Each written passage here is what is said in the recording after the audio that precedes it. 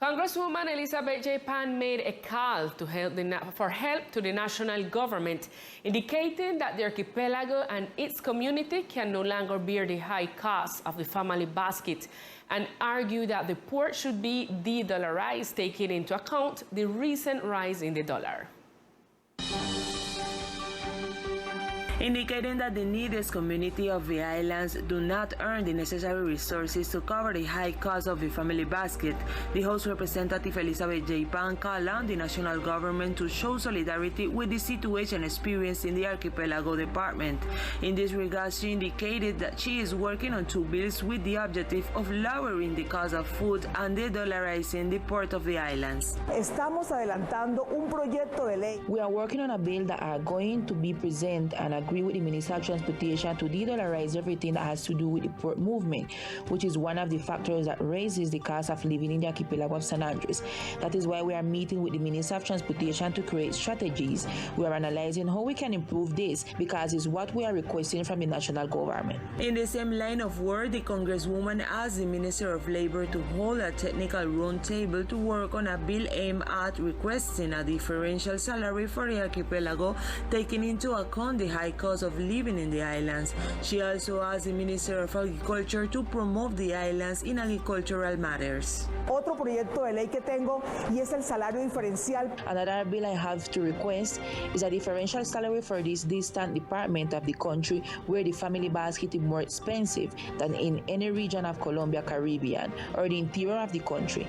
But we also seek to promote through the Minister of Agriculture to continue promoting the agricultural sector in the department, seeing the results of the last few months of agricultural activities that guarantee food sustainability for the island. The representative made a request to the national government to seek a closer relationship with Central America countries, and stated that in this regard she had conversations with Foreign Minister Cohen, seeking that Nicaragua could supply basic necessities at lower cost, taking into account that it is closer to the islands. She also indicated that the tax reform is being analyzed so that it does not affect the Archipelago Department.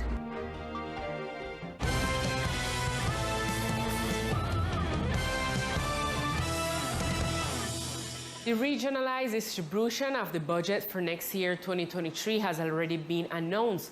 The figures for the department do not please by the parliamentarian Jorge Mendez because, according to him, they didn't have the resources to improve the aqueduct nor the resources for the rain sewage works. The representative expressed his rejection during the debate on the general budget of the nation in 2023. I have to join the voices of rejection to the way in which the nation's resources have been distributed or prioritized for the different regions. I am very concerned that the next year we will not really have a change in the quality of life of the islanders. San Andres is among the departments with a budget increase, a 30.3% increase in the budget for next year.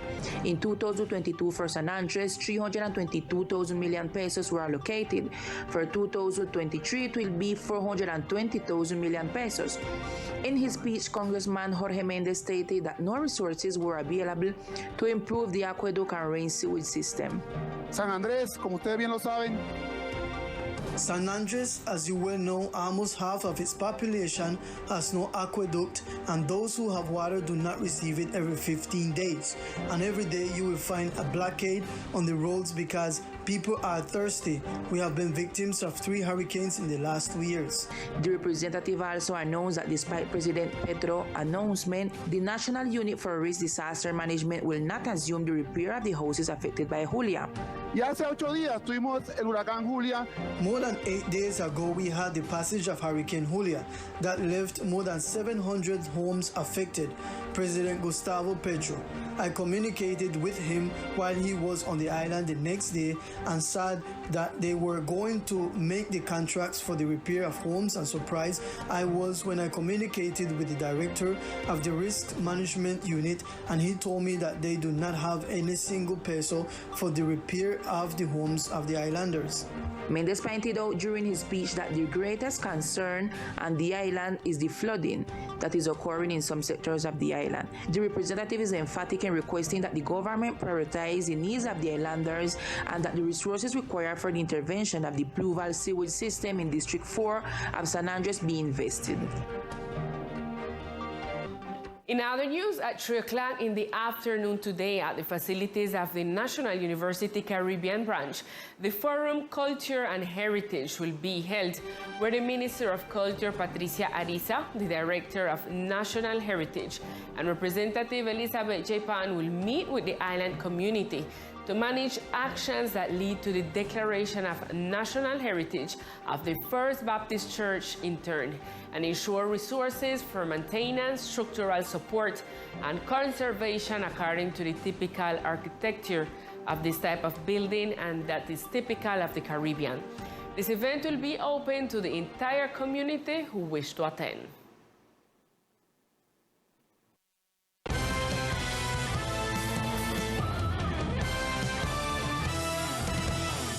Much attention if you need to receive your booster dose against COVID or be vaccinated against HPV or measles and rubella. The Secretariat of Health will conduct an intensive vaccination campaign. In order to improve the vaccination coverage in the Archipelago Department, the Health Secretariat will develop in the coming days an intensified vaccination campaign for the entire community. We are making intensification and looking for children, for people that don't have the vaccination schedule complete. The idea is that you verify and have at hand the card so that the children, the girls, the vaccinators, they can review the card and see what the child is shot at. We are applying all the vaccines according to the age of the child. The child that is under 6 years, from 0 to 5 years, review their card and we apply whatsoever they shot at to complete the schedule according to the age. Children from 2 till 11 years with measles and rubella, this vaccine that is additional that we are applying for all those children from 2 to 11 years. That don't include the normal vaccine from the schedule, that is additional. So if they even have the schedule complete, they need to receive this additional dose if they don't receive it as yet. And also we'll be applying vaccine against COVID and all the rest of vaccines that the children they need according to the schedule. So we are inviting the people then to go by the different entities that apply, hospital, Centro Médico Insular, the police, the army also will have the pines open. The Secretariat of Health called on the island community to participate in this campaign to reduce the gap in access to the vaccination programs. And this weekend will begin the 18th version of the Raizal Week in the city of Bogota. Through press releases, the program has been announced. Under the slogan Traditional Rights and Music, a Cultural Legacy to Preserve in Bogota, will be developed this year the 18th version of the Raizal Week in the city of Bogota, where in the capital of the country, attendees can enjoy a week of culture and Raizal tradition. The opening of the event will take place on Saturday, October 22nd from 6 p.m. to 9 p.m. in the auditorium of Teresa Cuervo National Museum of Colombia. The Spiritual Day will be held on Sunday, October 23rd. Wednesday, October 26th will be the Academic Day. Thursday, October 27 will be the commemoration of the Day of the Raizal Woman. On Friday, October 28 will be a gospel concert. On Saturday, October 29, the Caribbean Roots and Caribbean Fair concert will be held with a gastronomic fair. Finally, on October 30, the week will end on a high note with a basketball tournament. And the Cultural Center of the Bank of the Republic will present this afternoon the seminar on national identities in cross-border populations to address different political, historical, and social issues of territories near borders with other nations. To learn about the situation of communities that live near the country's borders, including the islands, the Cultural Center of the Bank of the Republic will be developing a seminar that is part of the series that deals with the conditions in which these populations live, for which the anthropologist Jorge Giraldo will be conducting a conference within the framework of this theme. Tenemos invitado al señor Jorge. We have invited Jorge Eduardo Giraldo. He is an anthropologist, doctor in languages and literature literature, and he's going to bring us the conference entitled Invisible Frontier of Wayuu Territory, a comparative perspective in Abya Yala. Precisely, it is about knowing what are the difficulties that this population has had being transboundary, taking into account that part of their territory is in Venezuela and another part in Colombia, but they are a much older population than both countries. Then we will see how they have been dealing with the projects that are being developed in their territory. The conference will take place from 4 p.m. in the auditorium of the Cultural Center of the Bank of the Republic, and admission is completely free and open to the public. And now it's time for sport news with Victor Fusalva.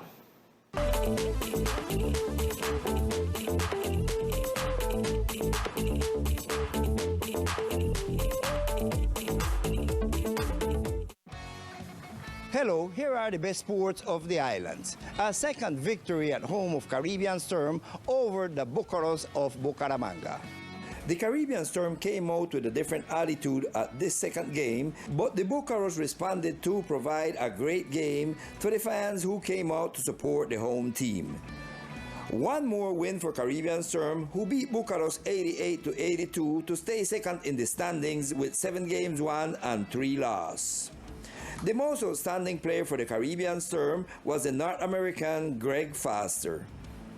In spite of losing both games, Bucaros coach Carlos Parra took away many positive things. Me llevo muchas cosas positivas. Hay que ver el rival. I take a lot of positive things with me. We have to look at the opponent, look at the fact that in Medellin they beat us, especially in the second game with the arrival of Diego, to put an order in the collective work of the team. We have good players, but it is difficult for them to play as a team. They play a lot of one-on-one. Undoubtedly, with the arrival of Diego today, our team is really following the way we want it to be. It has improved in the collective group, and when we are going good collectively, we will look better.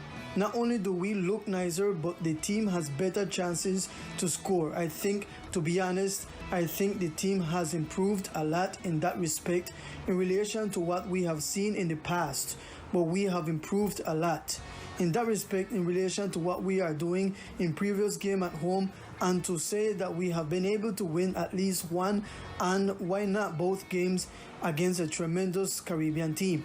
We are not sad because we lost, but we are optimistic about it because of the future the team holds.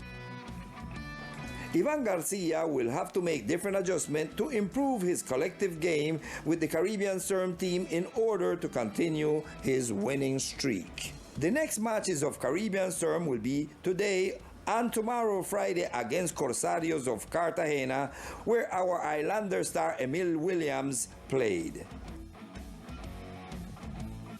And in another scenario, a great basketball exchange was carried out at the Ludic House of the Cove sector. With several teams from Old Providence in the different female and male categories, a great vacational exchange tournament was held, organized by Julian Hooker, which left a positive result for the young basketball players of the island department. The young basketball players live a great exchange experience in this tournament. The coach from Old Providence, Kendrus Rush, told us about the objectives and experiences in more details. We come down here with 3 team category in male, that is sub-16. In female, we have 2 sub-16 and sub-18. We came down here with an invitation from Club Giants, leading by Prof. Julian Hooker, and they said they're going to have a vacational tournament. So we accept the invitation. We work hard like club. We come down here to participate, and we come down here with the intention, with the objective, first of all, to make these guys come and integrate up themselves sportingly with different players, with our brother island that is San Andres. And the second thing is to make each and every person that we bring, and also from the other club, can have some sporting development. And we always want to say these guys exchange, sporting exchange in San Andres and also in the continent. So we thank Prof. Julian very much, and we are here to enjoy ourselves and to hope this tournament came out through the right way. With these important exchanges, the young basketball players get a lot of experience, as stated by the coach from Old Providence. And this will be all in sports for the moment. I am Victor Fusalva, Teleislas News. Thank you, Victor. With Sport News, we reached to the end of this broadcast. We see you tonight at 8 p.m. with more Teleislas News. Good afternoon.